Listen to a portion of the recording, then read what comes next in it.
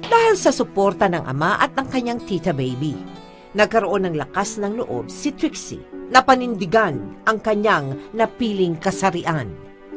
Pagtuntong pa lamang niya sa high school, sinimulan na ni Trixie ang pagdaan sa proseso ng tinatawag na hormone replacement therapy para unti-unti nang mapasa kanya ang pisikal na anyo ng isang babae. Boji!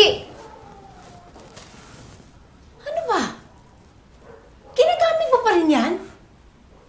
Hindi ba prinamis mo sa akin na hindi ka nagagamit ng estrogen hormone? Huwag po kayong mag-alala. Ipon ko po yung ginagamit ko, pambili po niyan.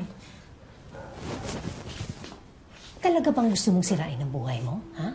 Wala ka na bang respeto sa aming mga magulang mo? Wala ka na bang respeto sa Diyos? Hindi ka ba natatakot? Ma, alam ng Diyos kung gaano ko siya kamahal. At gaano ko kayo ginagalang at pinahalagaan ni Papa. Ma, ako pa rin to. Ako pa rin tong anak niyo. Hindi. Hindi na ikaw ang anak ko. Wala na akong anak. Patay na ang anak ko. Ma, bakit ba ang selfish niyo? Bakit mahirap na hirap kayong pakinggan ako? Ma, kayo yung nagbago, hindi ako.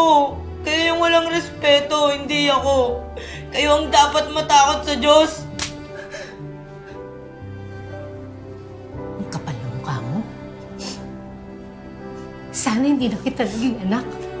Ma, sorry ma, hindi ko po sinasadya. Lumayas ka. Ma, Hindi na kita kailangan. Kung sa tingin mo, hindi na kita nire-respeto. Pues habang buhay tayong magbabastusan.